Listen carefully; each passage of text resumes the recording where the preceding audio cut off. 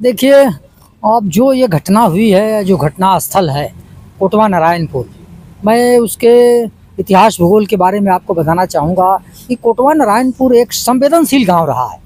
अखिलेश यादव जी उन्हें मुआवजा भी दिए और उस परिवार के एक सदस्य को नौकरी देने का काम किए हैं। तो यह शासन सत्ता की जिम्मेदारी बनती है कि उन्हें मुआवजा दिया जाए और उस परिवार को उन्हें एक परिवार को 50-50 लाख रुपया की मुआवजा दें और उसके परिवार के एक आदमी को नौकरी। फौरी आवश्यकता यह है कि जो अपराधी जघन्य अपराध किए हैं, जो हत्या किए हैं, उन अपराधियों को पकड़ने की जिम्मेदारी पुलिस के ऊपर है, न कि धरना देने वालों को पकड़ने ट्रेस करने। ऐशो हुआ करते थे, उनको कोटवा नारायणपुर चट्टी पर बेइज्जत किया गया। तमाम दरोगा भी सुरक्षित इस क्षेत्र में नहीं, अधिकारी भी, कई सीओ और कई दरोगा भी यहाँ बेइज्जत। साथियों, मैं बंसराज और आप देख रहे हैं व्यक्ति भारत।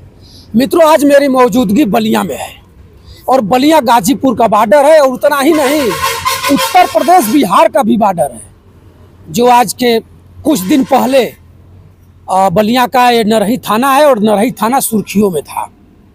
आपको पता है कि नरही एक इतिहास भूगोल पैदा कर दिया है और इतना इसलिए पहुंचा हूं मैं, जिनको आप देख रहे हैं हमारे साथ, यही है कुबेर नाथ तिवारी जी।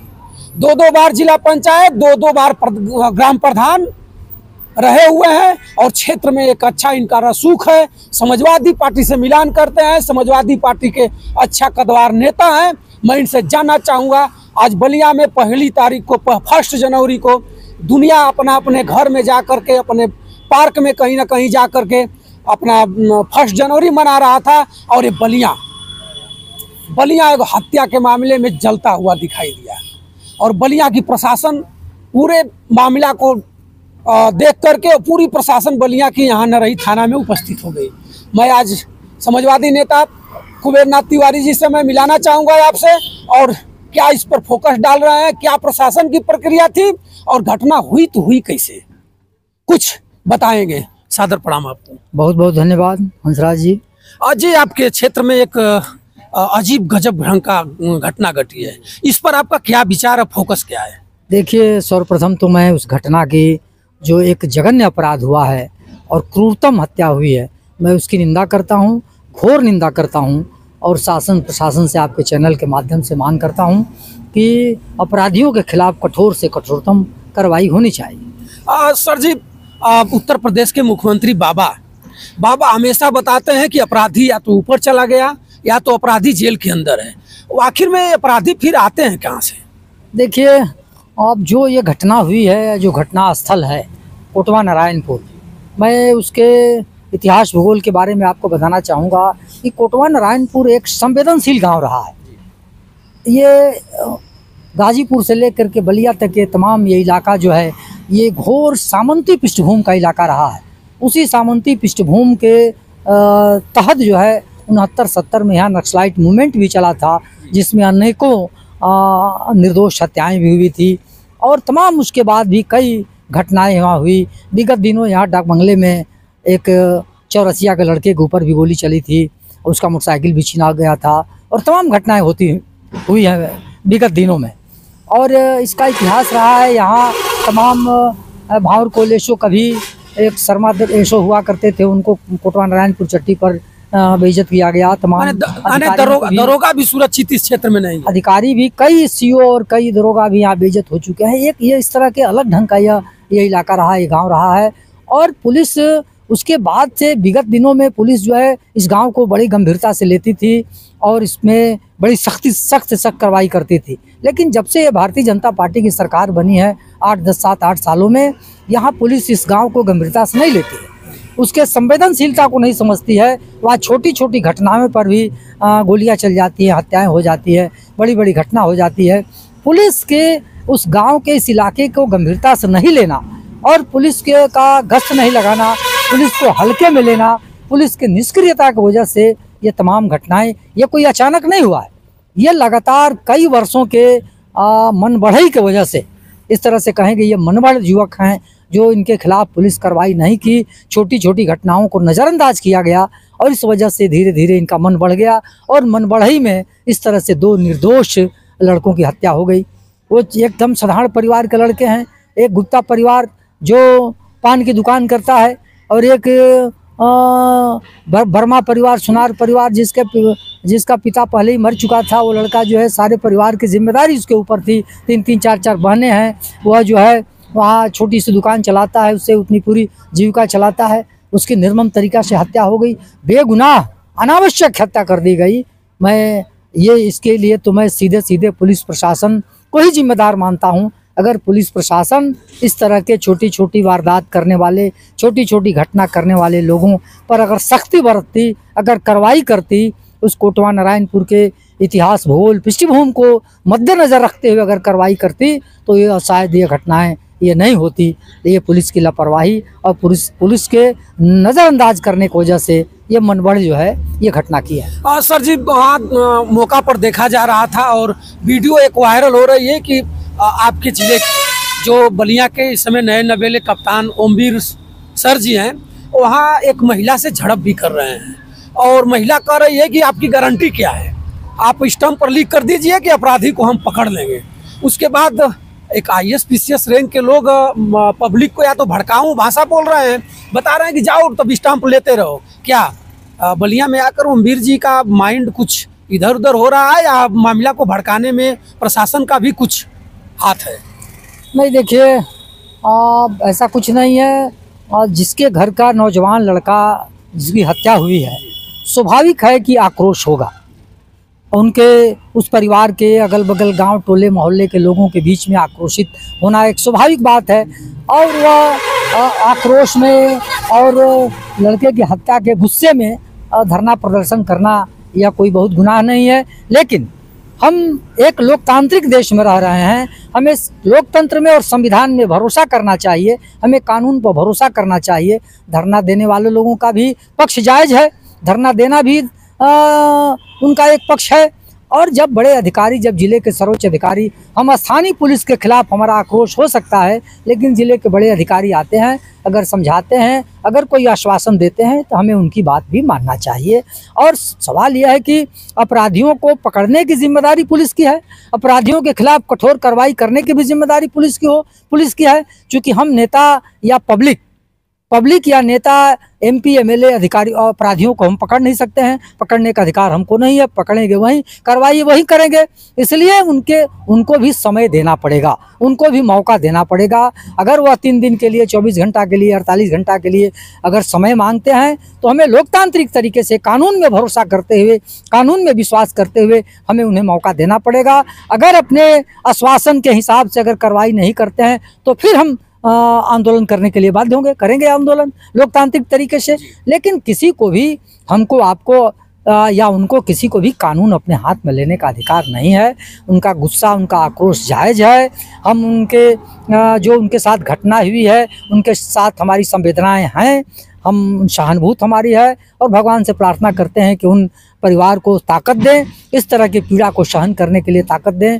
और हम सरकार से भी मांग करते हैं, जो जघन्य घटना हुई है, जो क्रूरतम हत्याएं की गई है, उनके खिलाफ, उन अपराधियों के खिलाफ कठोर से कठोरतम कार्रवाई होना चाहिए, हम ये मांग करते हैं। सर जी, 50 लोगों पर अज्ञात FIR हो चुका है और नाम पुलिस टिटोर रही है कि किसको किसको उठाया जाए इस मामला में, कि मामला ठंडे बस्ते में चला जाए या अपराधी जो अभी बचे हुए हैं, फील्ड में घूम रहे हैं, उनका नाम आ जाए सामने। इस पर आप क्या करेंगे?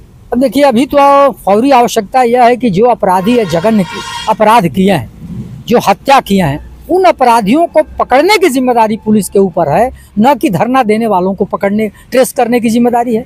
अभी तो जो फौरी समस्या है, जो ज्वलंत विषय है कि उन अपराधियों को गिरफ्तार किया जाए। अभी 4 अपराधी में एक ही अपराधी पकड़ा गया है, 3 अपराधी अभी बाहर घूम रहे हैं। पुलिस के सामने यह चुनौती है कि आज 3 दिन बीत जाने के बाद भी वह 3 अपराधी अभी नहीं पकड़े गए। तो बाकी धरना देने वाले तो वो ग्रामीण जनता है, वह कायदा कानून को नहीं जानते हैं, संविधान को नहीं जानते हैं। वह तो गुस्से में, आक्रोश में थे, अपने जवान बेटे की हत्या के गम में थे, गुस्से में थे, इसलिए ऐसा वो काम किए हैं। लेकिन अभी आवश्यकता है, अभी ज़रूरत है, अभी यह विषय है पुलिस के सामने, यह चुनौती है पुलिस के सामने कि अभी वो तीनों अपराधी पुलिस के लिए चुनौती बन करके अब घूम रहे हैं और पुलिस के पकड़ से दूर बने हुए हैं। अभी पुलिस को उन्हें पकड़ करके या उसके खिलाफ कार्रवाई करनी चाहिए, न कि उन धरना देने वालों के खिलाफ कार्रवाई। सर जी, आप समाजवादी पार्टी के अच्छे नेता हैं और यहाँ के एक सांसद, विधायक और ऊपर तक आपका कहीं ना कहीं रुझान है और संबंध है। क्या इस परिवार को अखिलेश यादव बुला करके सम्मान देंगे या अखिलेश यादव खुद आकर मदद करेंगे या बीजेपी के लोगों पर छोड़ दिया जाएगा इस मामला को? देखिए, यह आपने अच्छा सवाल किया है।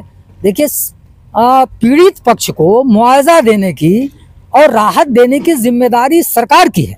जो शासन सत्ता में है उसकी जिम्मेदारी है कि पीड़ित परिवार को उचित मुआवजा दे। मैं आपके चैनल के माध्यम से यह मांग करता हूं कि पीड़ित परिवार जिनका नौजवान बेटा मर गया है, उन्हें एक एक परिवार को 50-50 लाख रुपया की मुआवजा दें और उसके परिवार के एक आदमी को नौकरी दें। आपको याद होगा, पिछले समय में जो सपा की सरकार थी, 12 से लेकर के 17 के बीच में सपा की सरकार थी, नरही थाने पर यही पूर्व मंत्री माननीय जब तत्कालीन विधायक हुआ करते थे उपेंद्र तिवारी थाने पर धरना दिए थे और अड़ियल धरना था उनका। अधिकारियों के आश्वासन के बाद भी धरना समाप्त नहीं कर रहे थे। उसमें लाठियां चली और पता नहीं कहां से कैसे गोली चली। एक कार्यकर्ता, भाजपा के एक कार्यकर्ता की हत्या हो गई थी। उसमें अखिलेश यादव जी उन्हें मुआवजा भी दिए और उस परिवार के एक सदस्य को नौकरी देने का काम किए हैं। तो यह शासन सत्ता की जिम्मेदारी बनती है कि उन्हें मुआवजा दिया जाए और उस परिवार को नौकरी दिया जाए। शासन सत्ता से मैं आपके चैनल के माध्यम से फिर दोहराना चाहता हूं कि उन्हें 50-50 लाख रुपया का मुआवजा दें और परिवार के एक सदस्य को नौकरी दें। और जहां तक अखिलेश यादव की सवाल है, हमारे माननीय विधायक जी और सांसद जी वहां गए थे। विधायक जी ने आश्वासन दिया है कि हम जाकर के अपने नेता माननीय अखिलेश यादव जी से इस घटना को बताएंगे और उनसे भी राहत, उनसे भी एक अनुदान, एक सहायता दिलवाने का काम करेंगे। वादा करके हम लोगों के बीच में ये बात कह के गए हैं और निश्चित तरीके से मुझे पूरा भरोसा है कि माननीय अखिलेश यादव जी भी इस संवेदना को, उस परिवार की दुख को, इस पीड़ा को महसूस करेंगे और उन्हें अपने तरफ से सहायता देने का काम करेंगे। क्या सर, आपको ये समझ में आ रहा है कि उत्तर प्रदेश की सरकार नौकरी दे सकती है और पीड़ित परिवार को 50-50 लाख रुपया दे सकती है? उसके पास कहाँ से धन आएगा? देखिए, यह सवाल नहीं है, यह कोई किसी सड़क का, किसी विकास का सवाल नहीं है। यह एक आदमी की जान चली गई, उसके सामने 50 लाख रुपया कुछ नहीं है। एक परिवार का जवान बेटा चला गया, उस बेटा के मरने से एक परिवार बर्बाद हो सकता है। एक पूरे परिवार के का सवाल है, एक परिवार के गुजारा भत्ता का सवाल है, एक परिवार के जिंदगी का सवाल है और उसके सामने 50 लाख और 25 लाख रुपया कुछ नहीं है। सरकार के पास बहुत सारे फंड हैं, सरकार के पास बहुत सारे आमदनी है। सरकार के पास कोष की कमी नहीं है, सरकार के पास पैसे की कमी नहीं है। उस पीड़ित परिवार के लिए सरकार का खजाना खाली नहीं है। तमाम सारे इशू पर तमाम सारे मुद्दों पर सरकार अनुदान देती है। अभी पिछले अखिलेश यादव के सरकार में बहादुर बिटिया की जो घटना हुई थी, यही हमारे पड़ोस के गांव उसका दुलारपुर की नहीं, मेड़ौरा की वो लड़की थी। दिल्ली में जो घटना हुई थी, घटना दिल्ली में हुई थी, लेकिन अखिलेश यादव ने आकर के यहाँ 20 लाख रुपया उसे देने का काम किया। एक सिंपैथी, एक सहानुभूत राशि देने का काम किया, उसके नाम पर अस्पताल बनवाने का काम किया। नरही का मैंने आपने जिक्र किया ही, नरही भारतीय जनता पार्टी का कार्यकर्ता मारा गया था, उसमें भी अखिलेश यादव जी ने उन्हें सहायता दिया और उसे एक परिवार को, एक सदस्य को नौकरी देने का काम किया। तो क्या यह सरकार नहीं कर सकती है? यह सरकार को करना चाहिए। फिर हम दोहराना चाहते हैं आपके चैनल के माध्यम से, उस पीड़ित परिवार को, गुप्ता और वर्मा परिवार को 50-50 लाख रुपया से कम अगर मुआवजा देती है तो वह उस परिवार का अपमान होगा, इसलिए कि उस परिवार का कमाऊ बेटा मारा गया है और क्रूरतम निर्दोष उसकी हत्या हुई है। अपराधियों के खिलाफ सख्त से सख्त कार्रवाई हो और उन पीड़ित परिवार को सरकार की तरफ से वाजिब मुआवजा मिले और एक एक सदस्य को नौकरी मिलना चाहिए। क्या सर जी, ये नहीं लगता है कि बाबा का बुलडोजर हाई कोर्ट या सुप्रीम कोर्ट रोक दिया है और जब से बुलडोजर बाबा का रुका है तब से अपराधी गाजीपुर हो, आजमगढ़ हो, बलिया हो, जौनपुर हो, बाबा का खुद क्षेत्र है, जो कि गोरखपुर में भी ऐसी घटनाएं कई हुई हैं। क्या अपराधी इस पर अपना बाह नहीं बढ़ा रहे हैं? अगर बाबा का आज बुलडोजर चलता तो शायद अपराधी दबके रहते। इस पर आपका क्या राय है? बुलडोजर चलना चाहिए या बुलडोजर? देखिए, बुलडोजर किसी समस्या का समाधान नहीं है। किसी समस्या का समाधान हमें लोकतंत्र में और कानून के रास्ते से ही ढूंढना चाहिए, क्योंकि हम लोग एक कानून को मानने वाले लोग हैं। हमें संविधान पर और कानून पर पूरा भरोसा है। कोई भी कार्रवाई कानून के तहत होनी चाहिए। कानून के खिलाफ जा करके बुलडोजर किसी समस्या का हल नहीं है। किसी का घर गिरा देना वह कोई न्याय नहीं है। न्याय तो वो होना चाहिए कि उन जो अपराधी जो अपराध किए हैं उनके खिलाफ कानून के तहत कड़ी से कड़ी कार्रवाई हो, उन्हें फांसी के तख्ते पर चढ़ा दिया जाए और पीड़ित परिवार को भरपूर सरकार की तरफ से मुआवजा मिले, उन्हें जिंदगी गुजर बसर करने के लिए सहायता मिले, उन्हें नौकरी मिले। यही समस्या का हल है और बुलडोजर किसी समस्या का समाधान नहीं। तो मित्रों, हमारे साथ दो बार जिला पंचायत, दो बार ग्राम प्रधान रहे हुए कुबेरनाथ तिवारी जी हैं और तिवारी जी ने अपने आवाज बनकर उस वर्मा परिवार और गरीब परिवार, बनिया परिवार और जो भी घटना घटी है कोटवा नारायणपुर में, उस परिवार के तरफ से उत्तर प्रदेश योगी बाबा से, उत्तर प्रदेश मुख्यमंत्री महोदय से निवेदन करने का प्रयास इन्होंने किया कि एक परिवार को एक मुआवजा के रूप में 50-50 लाख रुपया और एक नौकरी देने का वादा करिए और इसी से परिवार का गुजारा हो सकता है। नहीं तो परिवार में कोई है नहीं। आखिर में हम लोग देखते हैं कि बाबा कब तक इस मामला में संज्ञान ले रहे हैं कि नहीं ले रहे हैं। समाजवादी पार्टी तो संज्ञान ली है मित्रों। वहाँ सांसद गए थे, इस क्षेत्र के विधायक गए थे और लोग चेयरमैन भी गए थे और लोग सिलसिला डेली जारी है। वहाँ लोग जाएंगे मदद के लिए। इनको अखिलेश यादव जी के यहाँ आपने सुना है इनके माध्यम से विधायक जी ने अखिलेश यादव जी के यहाँ गए हैं, बात रखेंगे। उसके बाद अखिलेश यादव बुलाएंगे परिवार को या नहीं बुलाएंगे, आप कमेंट करके जरूर बताइएगा। तब तक के लिए आप बंसराज यादव का सादर प्रणाम स्वीकार करें। जय हिंद।